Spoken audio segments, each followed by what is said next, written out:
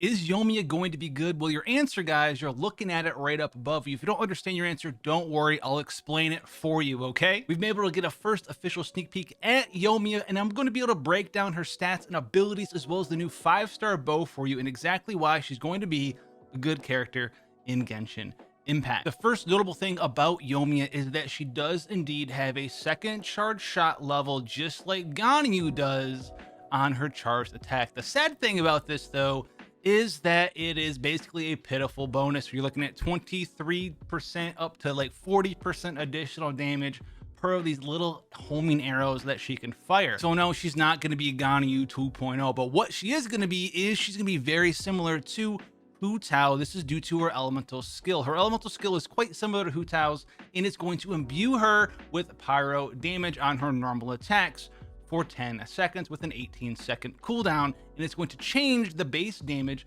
of your normal attacks based on the elemental skill level of Yoimiya's elemental skill. And this is going to do a lot of damage here, and it's going to be the main source of her damage. So this is going to be the thing that you're leveling up and prioritizing the most. And also do note that these are counted as normal attack damages. Rust, I'm looking at you out there for your Yoimiya mains. Now, Yoimiya's elemental burst does a small amount of damage on activation, but then will apply a debuff to one enemy that she hits for 10 seconds. This debuff, when hit by anyone else in the party other than Yoimiya, will detonate for AoE pyro damage, and this can occur once every 2 seconds.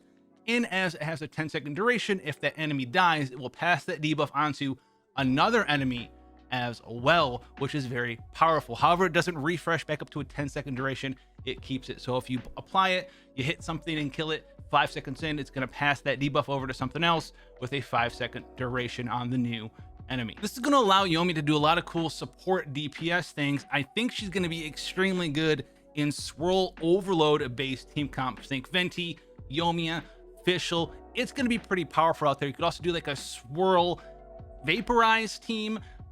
That could be very powerful as well, giving you a lot of ways to proc pyro reactions off the field, which is pretty new for us in Genshin. It's not as fast as Xingqiu is at applying certain elemental reactions, but it is a way to apply them, and you can abuse them with certain team comps, and I think a lot of players are going to find a nice home for her in those vaporize or overload teams. Now, her first ascension is going to be Tricks of the Troublemaker, and it's going to give her bonus pyro damage 2% every time she lands a hit on an enemy, and you can have maximum of 10 of these stacks, so 20% free pyro damage. She does fire attacks pretty quickly, especially in her fire dance stance, so look for this to be a nice way to boost your pyro damage. Now, the other here is going to be Summer Night's Dawn, and when you use your elemental burst, Yoimiya is not going to get this buff, but everyone else is going to get 10% attack for 15 seconds. Additionally, you're going to get 1% extra attack per 1 stack of Tricks of the Troublemaker, which was max stacks of 10. So she can give all of her allies 20% attack for 15 seconds. So her playstyle is going to be pretty simple. You're going to use Fire Dance to do all the damage with Yoimiya for 10 seconds. Then you're going to use her Elemental Burst, and you're going to swap out. This is going to give everyone 20% attack, and Yoimiya's debuff is going to be on the enemies, allowing your other characters to apply pyro-related reactions over and over and over, which can be very nice for said team comps. Now, to touch on Constellations very quickly here, the first Constellation for her is going to extend that debuff of her Elemental Burst by 4 seconds. Additionally, when that enemy affected by that debuff is destroyed, it's going to increase Yoimiya's attack by 20 seconds. The C2 here is going to be Procession of the Bonfires.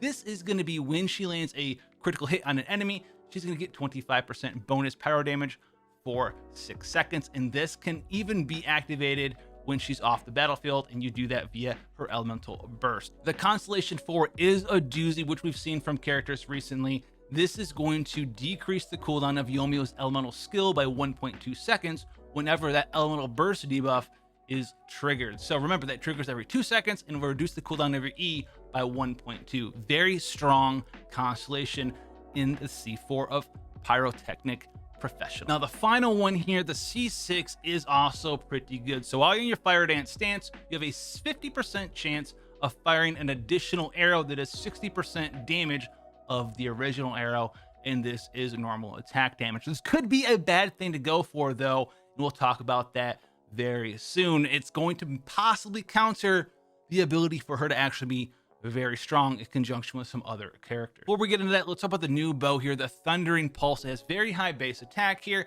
It also gives you a lot of crit damage and also has the Rule of Thunder, which gives you increased attack percent here at refinement rank 1 is 20%. And then it has the Thunder Emblem. This is very similar to the sword that came out on Ayaka's banner, the Mistsplitter Reforged. The way you proc this is to do normal attack damage. That's the first stack. The second stack is use your elemental skill, and that stack lasts for 10 seconds, which is the exact duration of her elemental skill.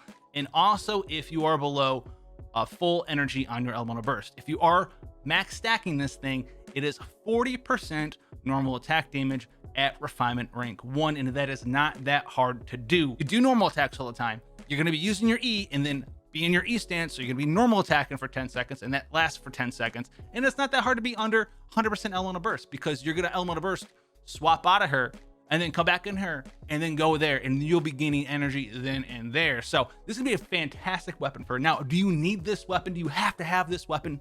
No. Is it going to be your best weapon? Yes, but do you need it? No, you don't need anything like this in Genshin. In fact, I wouldn't go for this weapon, especially if another 5-star bow. It's going to be a very strong weapon and her best weapon by far. But also, if you have a high refinement rank Rust, it's not going to outperform it, but it's going to be very good, because remember, most of her damage is coming from normal attacks. You're going to have 80% attack from your Rust. You're not going to have the giant crit damage, and you're not going to have the big base attack. I'm just trying not to oversoul you on this weapon because it is so good for Yoimiya. But there are other alternatives. Genshin's really not that difficult of a game, but if you want your big waifu to have all the big damage in the world, yeah, go and get it. There's a pity system.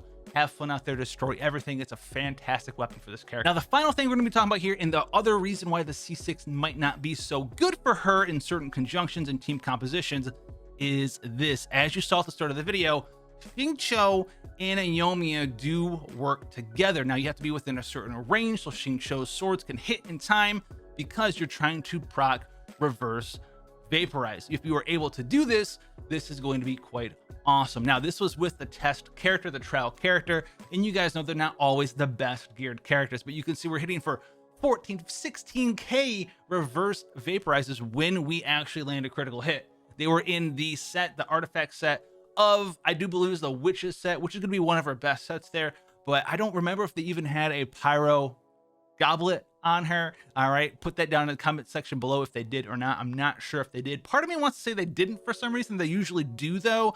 But on top of that, no, it was not the best rolled gear. She's not critting all that often. She didn't have the craziest crit damage in the world. Most of it actually came from the bow and not the subsets and the artifacts.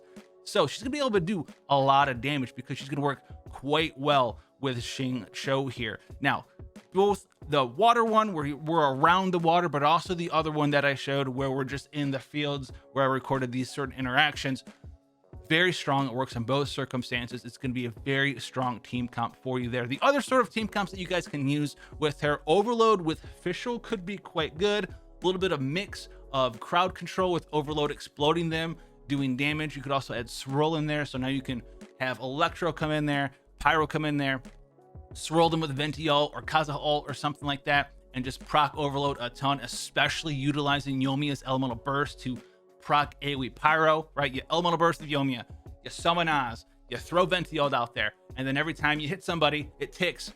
You proc AoE Pyro damage, and then you're swirling Electro and you just proc Overload all the time. It's going to be very, very, very good in that circumstance there. So that's going to be a team I think a lot of people are going to be utilizing there. You could also think about something like a melt, or you could also think about something like a swirl vaporize team, so like Xingqiu, Yoimiya, Venti, Kaza, Sucrose, whatever it is out there.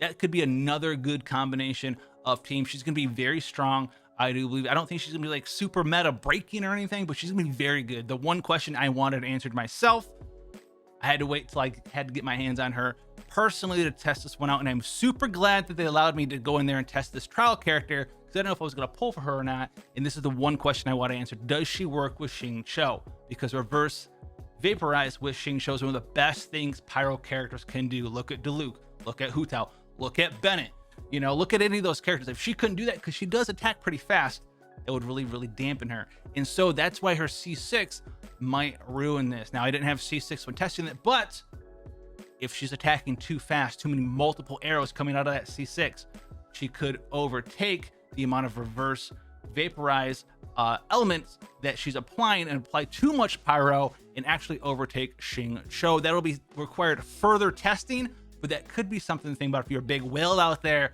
Maybe actually don't get C6 because it could ruin her best teammate in the game. So keep that in mind. You have someone in the future that actually has the ability to test that sort of stuff out. Look for them to do that first, guys. If you want to see more Genshin Impact stuff and coverage, you know what to do. Throw fireworks at the like button, obviously, and I'll see you guys in the next one. Take care, guys.